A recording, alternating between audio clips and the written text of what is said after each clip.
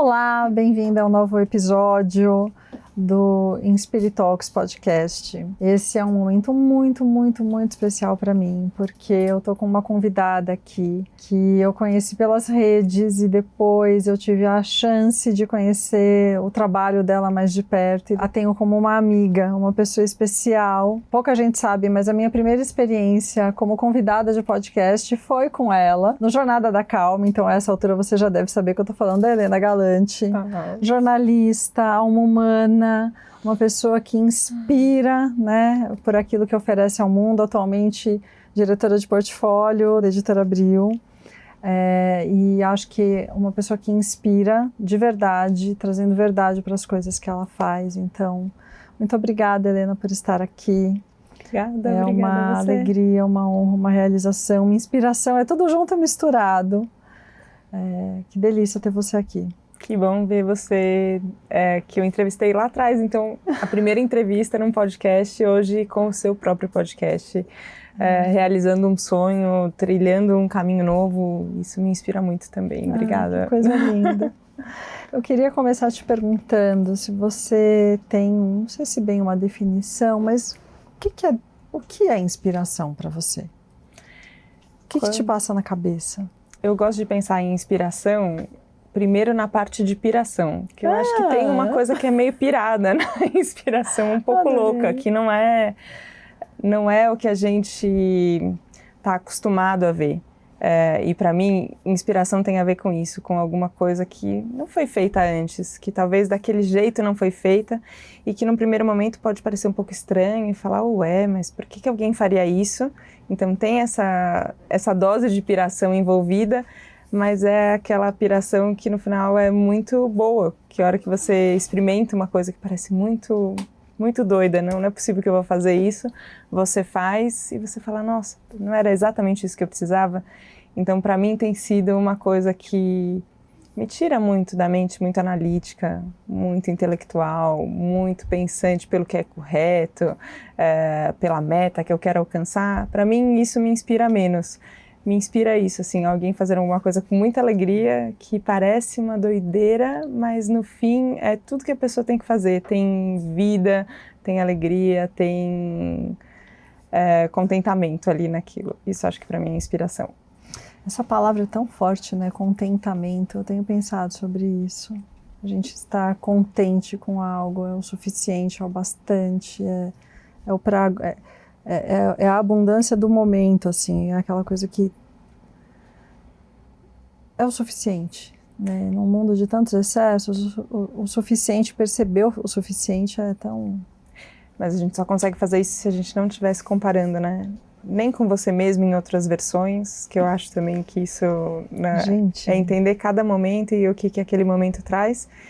E não é em comparação com os outros também. Eu não acho que tem contentamento possível. E eu já vi algumas pessoas falando assim, tem tanta gente pior do que eu, então é melhor eu ficar feliz.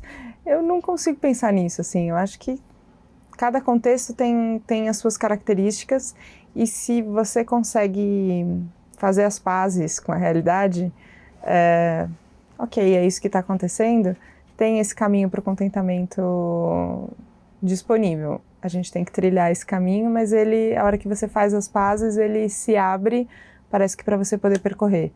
E aí a comparação fica para trás, o julgamento fica para trás, parece que tem só você e o caminho ali. Você está aqui contando e eu me peguei lembrando que a última vez em que a gente gravou um episódio de podcast, você falou sobre a bondade de um jeito muito maravilhoso, né? Então, eu fiquei com vontade de te ouvir um pouquinho novamente sobre isso. Sim. De lá para cá, alguma coisa mudou nessa percepção? É que tudo mudou esse ano.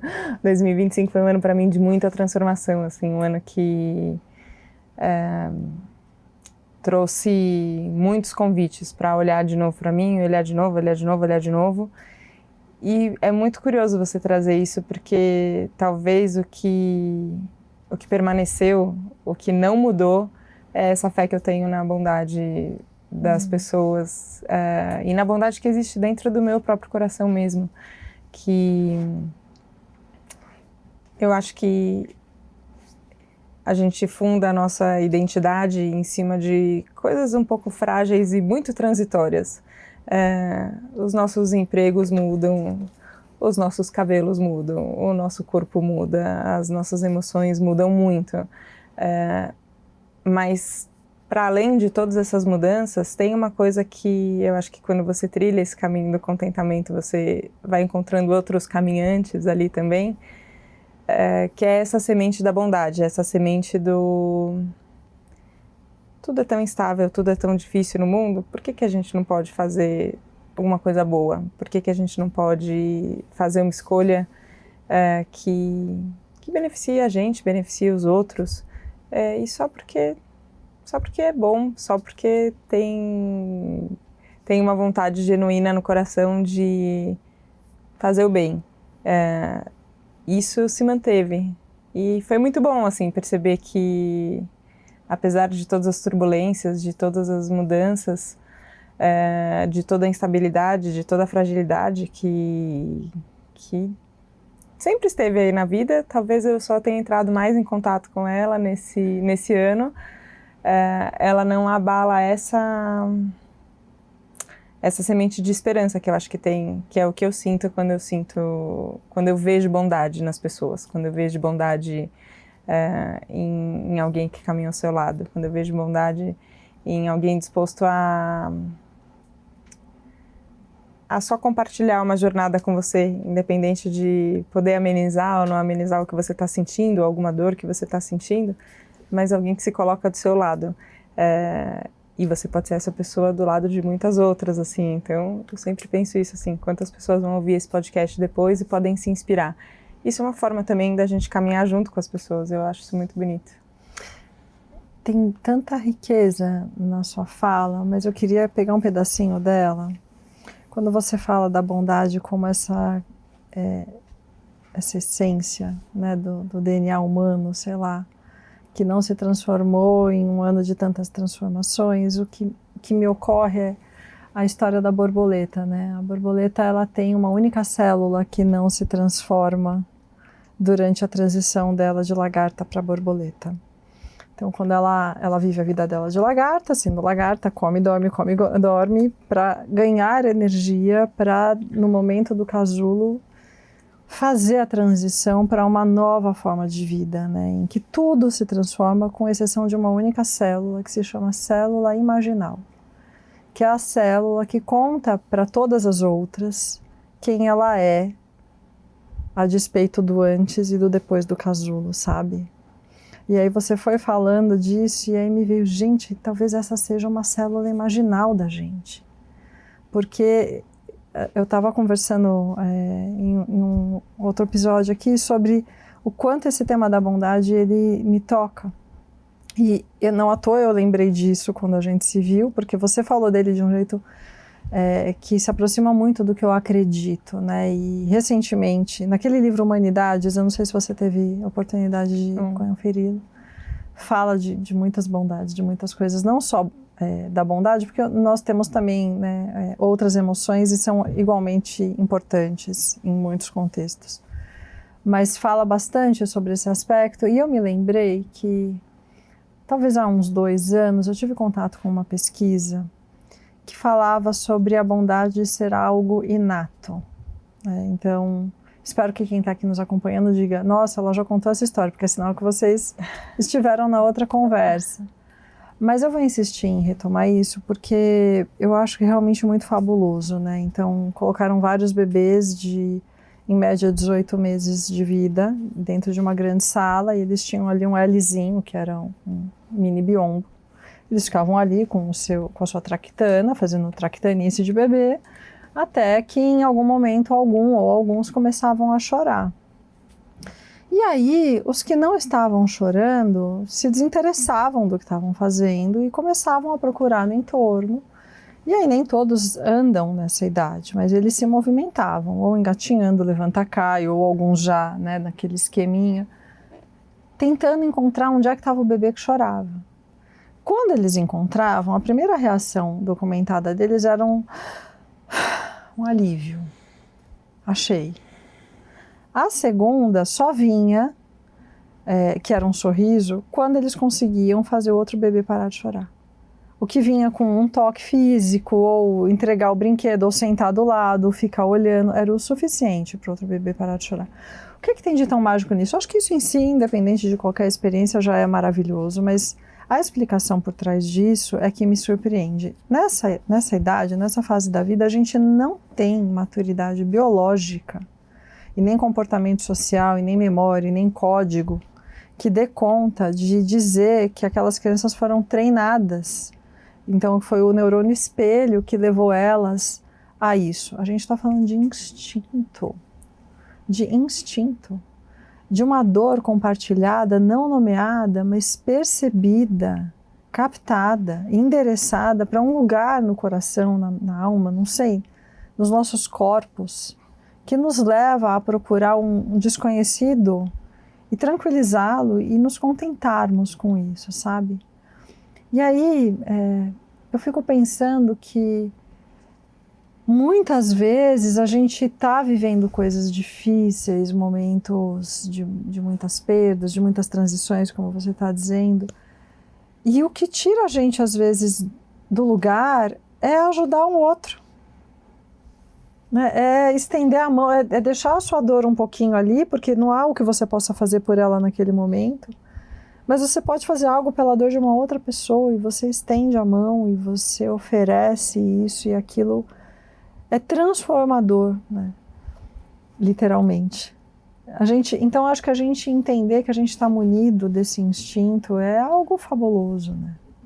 Mas sabe que eu fiquei pensando sobre esse exemplo, que tem uma coisa que eu acho que talvez também seja um pouco instintiva nossa, que é uma dificuldade de lidar com a tristeza alheia. Sim. E dá um desespero ver alguém chorando. É um pouco incômodo, e eu acho que isso é incômodo inclusive para bebês, assim. Tem um bebê chorando, eu preciso resolver essa situação. Sim. Que tem esse bebê chorando. E foi interessante, assim, como experiência humana, entender ao longo de todas essas transformações que eu tive esse ano, e acho que aqui vale só um pequeno parênteses, eu tive um câncer de mama, passei por uma cirurgia, um tratamento de quimioterapia. Não é um tratamento simples, é desafiador em muitos sentidos, te coloca de frente com a sua fragilidade, com a finitude, com todos os seus piores medos, tudo isso aconteceu. Foi um processo muito bem acompanhado, muitíssimo bem acompanhado, não só de médicos, mas de amigos, de familiares, espiritualmente bem acompanhado, assim, foi um processo de verdade bonito, difícil pra caramba, mas muito bonito. Só que uma das coisas que eu entendi é que eu precisava dar vazão para o que eu estava sentindo, e o único jeito que eu conseguia às vezes era chorando. E tinha horas que eu precisava chorar, como eu nunca achei que eu pudesse chorar. Assim, sabe quando você olha na novela alguém chorando, você fala, ai, que choro exagerado, ninguém chora desse jeito. Eu entendi que as pessoas choram sim desse jeito. Eu chorei desse jeito. Únicos. De jeitos intensos, assim, catárticos nesse espaço de choro. E eu agradeço muito por pessoas muito queridas que estiveram do meu lado e que eu sei que ralaram para sustentar um espaço para eu só poder chorar. E eu não paralisei nesse choro. E eu nunca vou ser da apologia da tristeza ou da apologia de nenhuma situação difícil. E acho que principalmente quando você está enfrentando uma questão de saúde, você tem que encontrar dentro de você a motivação para sair dela. Então não é só um discurso de deixa sentir, se entregar, não é bem assim. Mas você tem que também dar espaço para sentir, mas sente e caminha, dá o próximo passo, não para nesse lugar do choro. Só que esses momentos que eu tive de uma necessidade de extravasar dessa forma, foi muito importante poder ter do lado pessoas que conseguiram fazer isso. Então, nesse lugar de bondade, talvez o que eu tenha aprendido também, e que para mim é difícil, porque eu vou muito para a chave do consolar alguém. Você fala, não, eu sou capaz de te carregar no colo, fazer o que precisar para você ficar bem e você parar de sentir isso difícil que você está sentindo. De me mostrar o que eu estou sentindo quando eu vejo você assim. Exato. E aí, só que então eu aprendi que também tem bondade nisso, entendeu? Uhum. De dar espaço para as pessoas sentirem e vivenciarem os processos de borboleta que todo mundo vive quantas vezes na vida, você parece que você ajuda a sustentar o processo da pessoa quando você dá espaço também para ele acontecer. E tem muita bondade nisso. Eu antes talvez tinha uma visão um pouco... quero usar a palavra juvenil, mas não sei se é a palavra certa, assim, mas um pouco ingênuo em relação a isso. Como se eu tivesse a capacidade, como se a gente tivesse a capacidade de tirar a dor do outro. E hoje eu já acho que não é bem assim que acontece. É claro que tudo que é acompanhado, todas as dores que são cuidadas, que são compartilhadas de alguma forma, elas amenizam. Você muda acho que o que era um sofrimento insuportável vira uma coisa que você consegue suportar e passar e atravessar e chegar do outro lado. Mas para isso acontecer, tem esse espaço de deixar sentir o que tem que ser sentido. E isso é de um coração bondoso incrível, alguém que está do seu lado e consegue fazer isso. Então eu agradeço muito também, foi uma face da bondade que talvez eu não conhecia antes. Que coisa interessante, porque você está falando de um processo de elaboração também, né? E enquanto você chora, você expressa e exprime coisas que são indizíveis, incognoscíveis até, talvez. Eu acho que o corpo humano, talvez ele não dê conta de traduzir todas as sensações e emoções que a gente pode experimentar durante uma vida tão rica em afetos, né? Sim. E quando você está falando sobre essa bondade do outro em permitir a dor como um lugar de amor e acolhimento, né? Eu fico pensando o quão desafiador é mesmo para quem está disponível, porque a pessoa está disponível para te olhar e nesse momento ela precisa se dar a devida desimportância, no sentido de que não é sobre ela, não é sobre uma habilidade que ela tenha, uma ferramenta que ela conheça, ou um recurso que ela possa te oferecer e que possa mudar a sua vida. Felizmente existem situações em que isso existe e se aplica, mas que bom que também existem muitas outras nas quais a gente dá para a pessoa o protagonismo que é dela. E acho que isso de dar esse espaço, né, que é na verdade do outro, é algo que culturalmente a gente não foi ensinado a fazer, né? De criança a gente lida com a história do choro de uma maneira muito confusa, né? Então, o homem não chora, graças a Deus isso já não se fala mais tanto hoje, mas ainda fala, né? Ou engole esse choro, ou não vale chorar.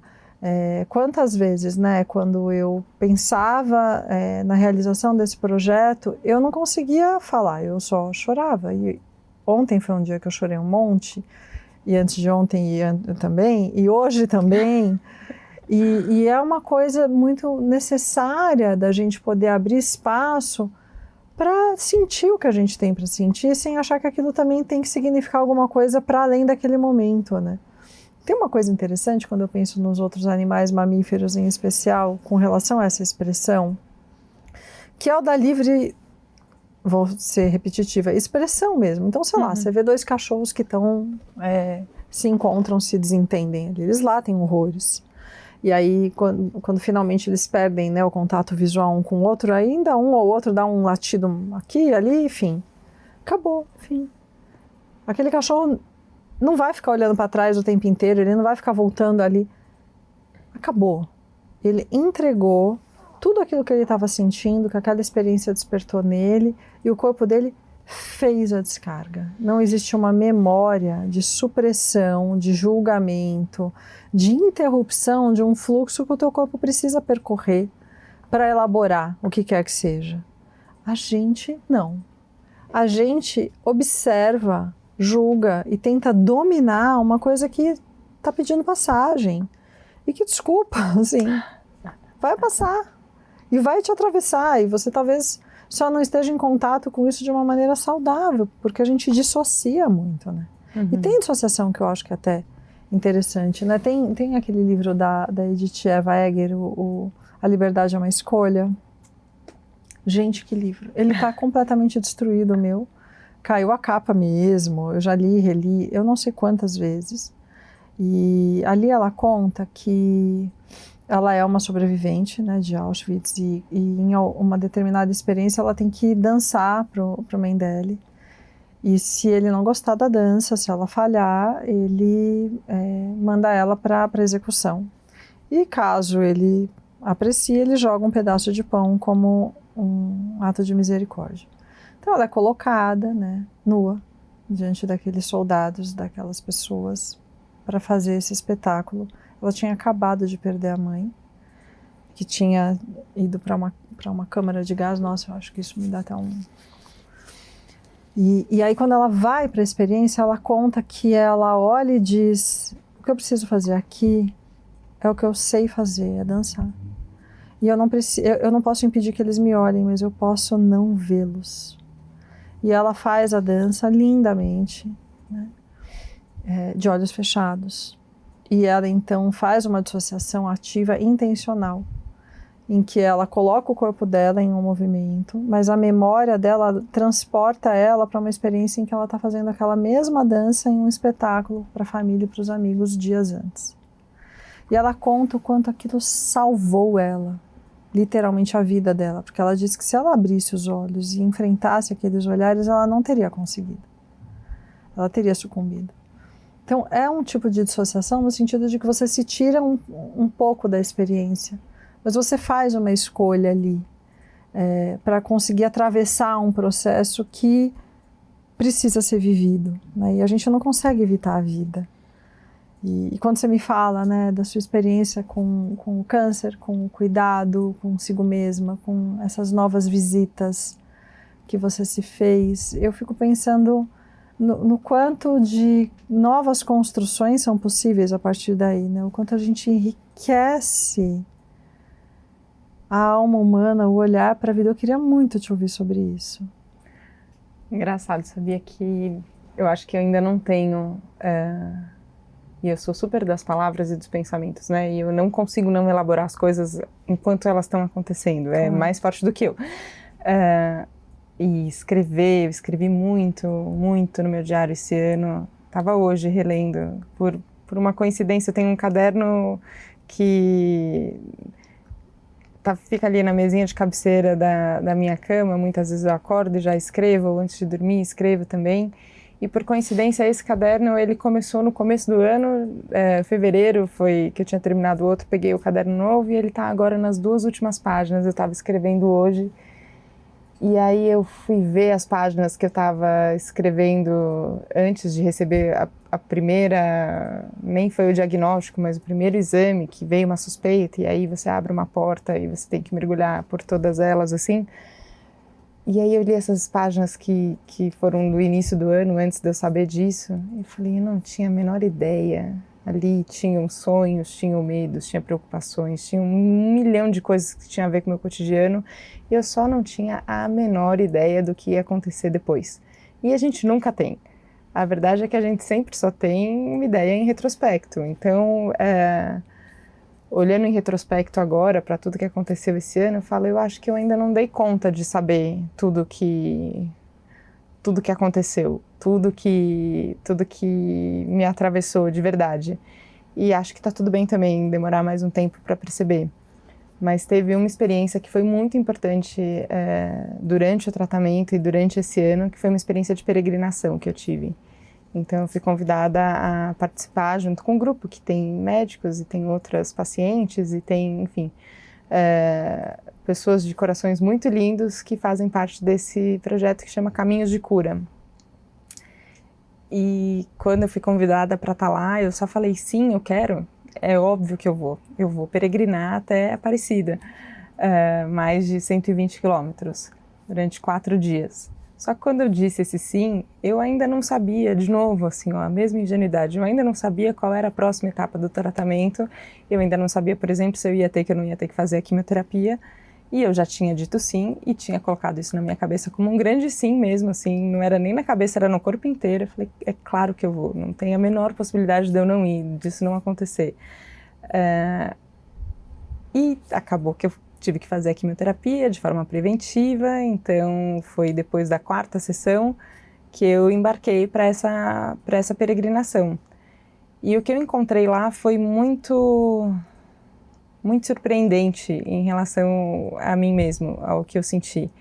quando você se dispõe a caminhar, e são muitas horas caminhando, 12 horas no dia caminhando, muitos quilômetros, assim, a sua cabeça, por mais que você tenha o costume de elaborar, ela tem uma hora que ela não dá conta, assim, ó. O seu corpo é só mais um passo, e mais um passo, e mais um passo, e mais um passo. Para, respira, mais um passo.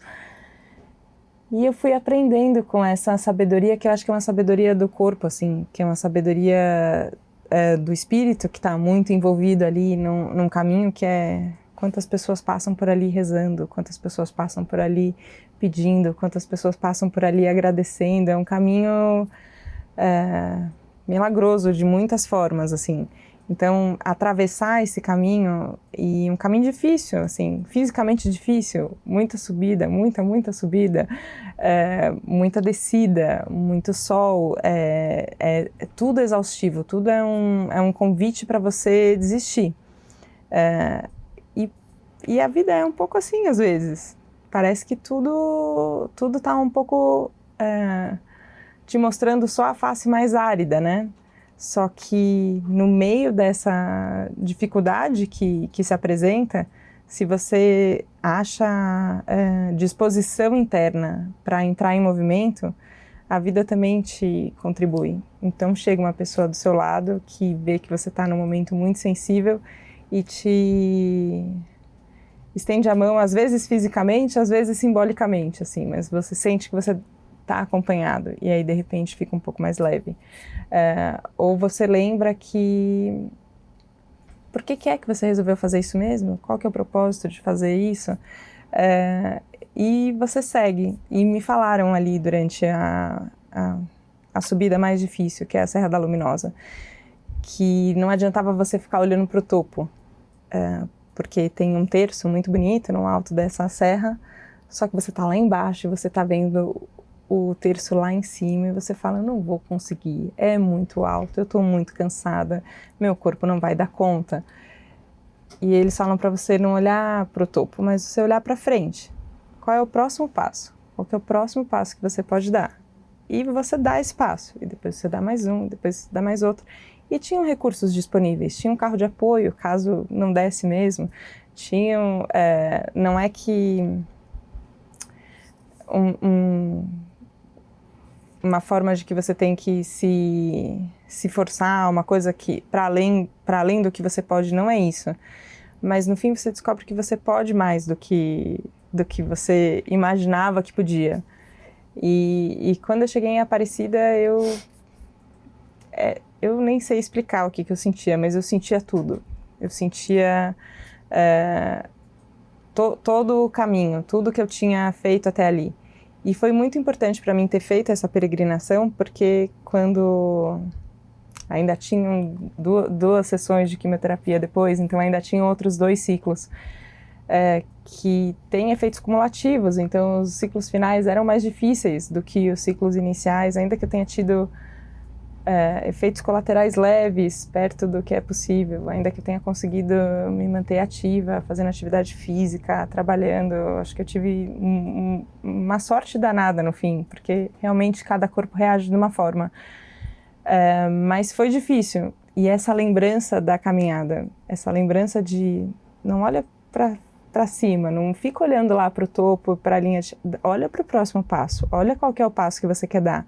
E dá esse passo. E se tá difícil de dar esse passo, olha um pouco para o lado também e vê o que pode te ajudar. E às vezes é isso. Às vezes é uma frase que alguém te fala, às vezes é uma música que você escuta, às vezes é uma pessoa que você viu que estava passando por uma dificuldade e superou, e agora tá andando ali do seu lado durante a caminhada. Então, eu ainda não sei, eu acho que eu vou ter muito trabalho de pensar ainda em tudo que aconteceu, mas eu entendi que a gente pode dar os passos, sabe? Muito interessante, porque quando você fala do próximo passo, talvez para o próximo passo você tenha energia. Sim. E assim você vai chegando num caminho que é aquele que você deu conta, e talvez você não chegue até o topo. Mas muito provavelmente você vai. E se você não conseguir, pelo menos você sabe que você foi até onde você podia de verdade estar, né? E tem, de novo, volta pro contentamento, assim, ó. Tem uma alegria de você só estar onde você tá. E, de novo, eu dei um exemplo aqui de uma questão de saúde, mas quantas questões outras todas as pessoas enfrentam todos os dias, muito difíceis, e às vezes a gente não tem a menor ideia do que as pessoas estão passando. Então, quando a gente lembra, né, que cada um tá vivendo ali a sua história no fim, tem uma alegria só de poder estar ali. E isso fica muito nítido quando você passa por um desafio de saúde, assim, ó. Tem um contentamento só de existir. Tá vivo é muito bom. É muito legal estar aqui, entendeu? Não importa. Eu quero estar aqui. Eu quero estar aqui. Eu quero estar aqui. E você ganha uma chance de rever prioridades que é muito importante. Eu estranho ainda, eu me olho aqui, tem o retorno da TV, eu olho esse cabelo e falo, caraca, nunca usaria esse cabelo, jamais cortaria o cabelo curto do jeito que eu cortei. E isso porque, enfim, fiz aquela touca gelada durante a quimioterapia, que é super difícil, caiu um monte de cabelo, não caiu todo o cabelo, enfim, todas essas coisas. Só que isso tem uma dimensão que acontece na nossa vida cotidiana, que é a dimensão disso, assim, ó, é a dimensão de onde eu trabalho, qual é o status que eu tenho, eu me acho bonita, eu me acho feia, eu acho que eu devia ter mais dinheiro, eu acho que eu não conheci os países que eu queria conhecer, as línguas que eu queria falar. A gente se perde nesses enredos, em todas as coisas, só que no fim, a hora que você fica diante de um abismo ali, que eu acho que no fim é isso, e acho que esse exemplo que você trouxe, que é um exemplo de uma situação de guerra, então uma situação muito, muito mais extrema, a hora que você é confrontado com esses abismos, você lembra o que importa, e a gente escolhe viver, e é bom, entendeu? E aí tem um contentamento que independe do que está acontecendo. É só pela possibilidade de existir, de estar vivo, e como for. E claro que a gente vai sempre querer ser mais feliz, poder ter melhores relacionamentos, prosperar na vida, tá tudo certo com isso. Mas é importante não esquecer o que importa mais, assim. E o que importa é que a vida é um presente, que a gente desfrute desse presente. Eu preciso respirar um pouco. Vou tomar uma água. Você está trazendo muitas dimensões de cura, né? E acho que tem um ponto disso que mexe bastante comigo, que é a ideia do tamanho que a gente dá para algumas coisas, né? O tanto de tempo, energia da nossa vida, o tanto de saúde que a gente despende em nome de coisas que a gente atribuiu significado ou acreditou que tinha aquele significado, que de repente, um confronto como esse, diante de um diagnóstico que pode te colocar diante de um fim precoce, né? Você reorganiza, assim, parece que o sistema, ele reorganiza, ele parametriza as coisas de um outro jeito, né? E aí, o que realmente importa não é nada daquilo que até tinha algum significado, mas nem tudo que tem significado tem valor. E o valor, às vezes, de uma determinada experiência é poder se perceber nela, se sentir vivo nela, vibrando dentro daquela... Ainda que seja uma dificuldade, ainda que seja diante de um luto, de uma perda, de uma dor. Eu tô aqui, eu vou reagir a isso. E eu não sei o que vem depois, mas no agora, o que eu posso, se eu posso escolher, a minha escolha é essa, né? Eu acho que essa fibra, né? Sim. Assim, enquanto você fala, me vem essa sensação de uma experiência de total desimportância, me esparramei aqui, não sei o que vai acontecer. Sim. Junto com o que me ajunta e me traz de volta é um desejo genuíno de estar aqui, de testemunhar a beleza que tem na vida e nos processos da vida. E eu acho que é um pouco escolher para onde olhar, não é fechar os olhos para as coisas difíceis, mas é se permitir se nutrir e escolher as coisas que te inspiram, né, as coisas que te movimentam. Porque se a gente for olhar para as misérias, para as dores, para a nossa incapacidade, a gente não só adoece, como a gente não não vive e não permite que as pessoas possam também ter acesso a uma vida mais digna, né? Sim. Eu acho que eu ouvi isso recentemente de um convidado no Jornada da Calma sobre a gente desenvolver a capacidade de se apaixonar pela nossa própria história. E eu fui entendendo isso, até nesse movimento do que contar e do que não contar e como contar. Para mim foi difícil dividir com as pessoas o que eu estava passando. Por quê? Não sei se tem um porquê, né? Tinham muitos porquês, assim. Eu acho que no começo foi um movimento bastante de preservação. Eu estava lidando com medo muito grande, eu não conseguia lidar com medo de mais ninguém. E as pessoas ficam aterrorizadas a hora que você conta para elas que você está com câncer. Não tem outra reação possível. E eu não conseguia, ainda mais com essa tendência de eu vou apaziguar a pessoa, eu vou tranquilizar a pessoa. Eu falei, eu não vou dar conta de ninguém agora mais, então eu não vou contar para quem eu não precisar contar. Eu vou me preservar.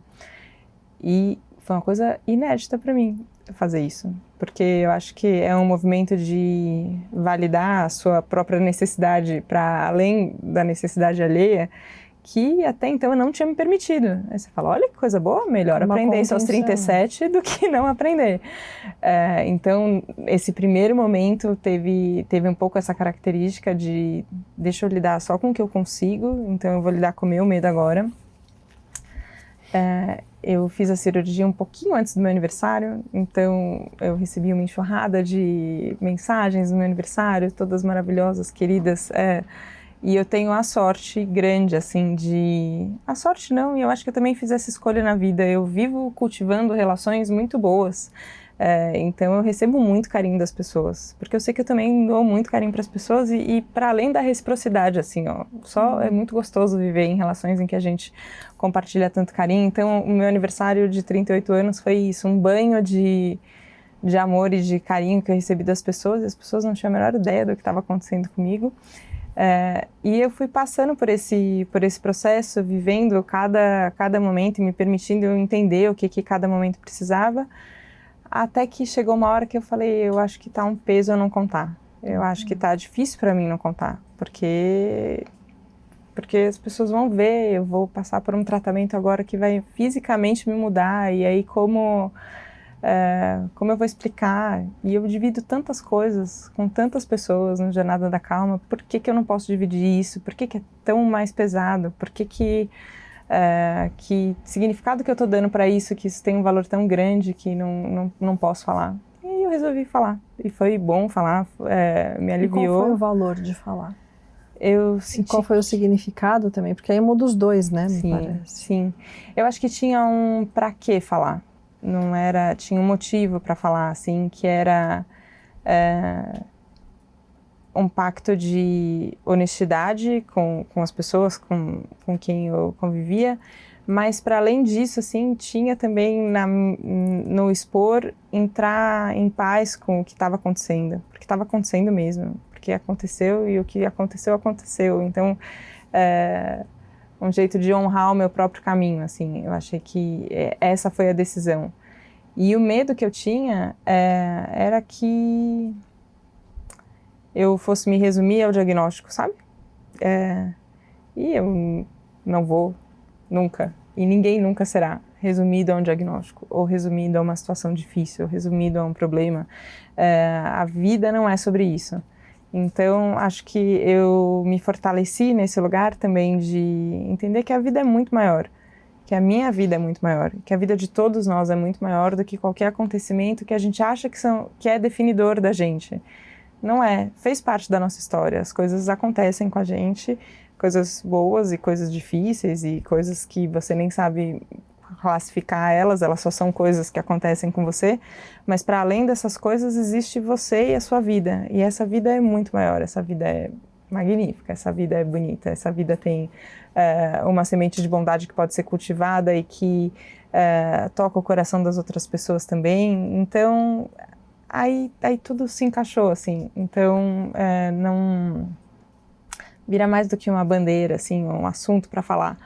Vira só um compartilhar de uma experiência que me modificou de muitas formas e que eu acho que modificou muitas pessoas com quem eu pude compartilhar isso, E se puder ajudar alguém de alguma forma, vai ter valido também.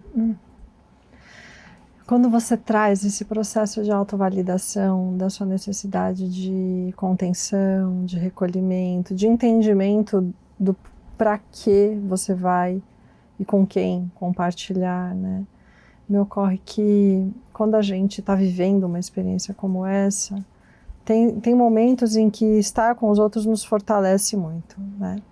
Mas tem também aquele momento em que você poder sentir o que você tem para sentir, ao invés de mediar o que o outro está trazendo, e se escutar antes de escutar a voz de alguém, é tão desafiador quanto necessário, né? Então, eu acho que isso é de um ganho de autonomia, né? E de protagonismo também, de querer dar conta.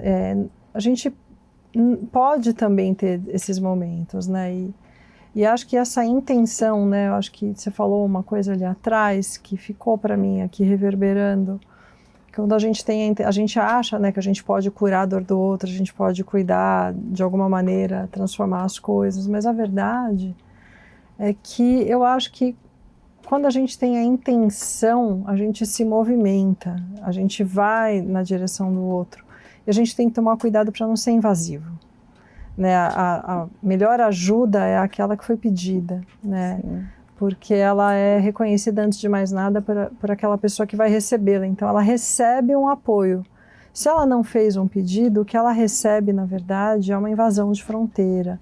É a sensação de estar expondo a necessidade de alguém que não está preparado ou não deseja esse tipo de movimento, né? Então... Mas sabe que, conectando com isso, com o que a gente falou no começo, com a inspiração e esse lugar de piração que eu falei no fim, o que é de grande ajuda é a gente ver outra pessoa sendo inteira. É muito curativo ver alguém realizando um sonho. É muito curativo alguém que tinha um limite claro e transpondo esse limite por vontade própria. É muito curativo ver... Para mim foi curativo, assim, ver uma pessoa que nunca conseguiu colocar uma necessidade sua além da necessidade do contexto e falar, não, peraí, essa necessidade é minha e ela tem validade, eu posso colocar ela aqui, isso é curativo. Isso eu fiz por mim, fiz em silêncio. E o que cada um faz por si inspira os outros, mesmo que alguém ache muito louco. Mas você fala, não é possível que você vai fazer isso agora, mas por quê, mas como? Você fala, eu vou fazer porque eu vou fazer, porque a gente sente e a gente ser verdadeiro com a gente mesmo, que no fim é seguir o nosso coração, que fica essa frase um pouco etérea do que significa, isso é inspirador. E aí nesse lugar, você não corre o risco dessa ajuda não solicitada, porque aí é uma ajuda... Nem da perda de autenticidade. Nem da perda de autenticidade, que acontece exato. quando você se compara ou está se colocando a serviço da vida de alguém, né, que não é a sua. Sim. Ai, Helena, que coisa Meu maravilhosa Deus. te rever.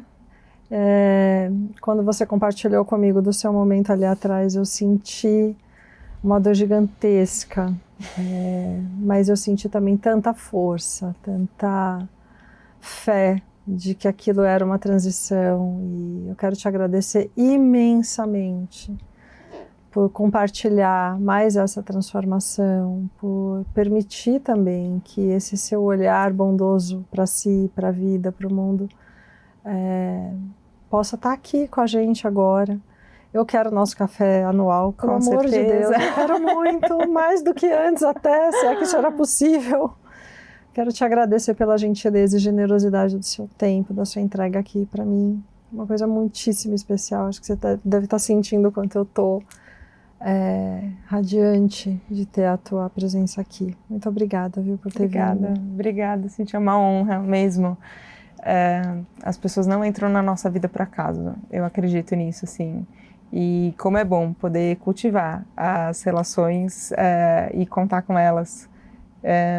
Mesmo quando às vezes é mais distante ou os momentos que a gente consegue estar mais próximo, mas é muito importante. Então, queria te agradecer pelo convite de estar aqui, por poder falar e ser ouvida, eu acho sempre um privilégio, e desejar vida longa ao Inspire Talks. Obrigada. Porque Projeto muito bonito, parabéns, obrigada. Muito obrigada. Gente, então, quem está nos acompanhando, compartilhe esses momentos de inspiração, essas histórias. E pode sugerir também pessoas e coisas que vocês gostariam de ver retratadas aqui. Quero finalizar o dia de gravação intensa de hoje, agradecendo a essa equipe que está aqui, apoiando, amparando. Sem vocês esse trabalho também não seria possível. E aproveitar para te entregar, Helena, um buquê que representa o ciclo de vida com toda a sua completude, da semente ao broto, né, que floresce sendo aquilo que a sua semente tinha para entregar para o mundo. Esse é um presente meu, mas é também de uma amiga, que é a Marcele. Ela tem um trabalho com flores, que é o Flores da Mar, em que ela apoia mulheres e ONGs e pessoas que, por meio desse trabalho manual e desse cultivo, cultivam a própria vida em momentos de alegria, né, de celebração. Então, entregue como um gesto de gratidão e o desejo de um florescimento pleno também em tudo aquilo que o teu coração alcança. Obrigada, muito linda. Obrigada pra Má também. Amarela é minha cor favorita. Olha aí! Acertou demais. É isso. Deixa eu te dar um abraço, porque eu preciso muito disso. Meu Deus. Obrigada mesmo. Eu que agradeço.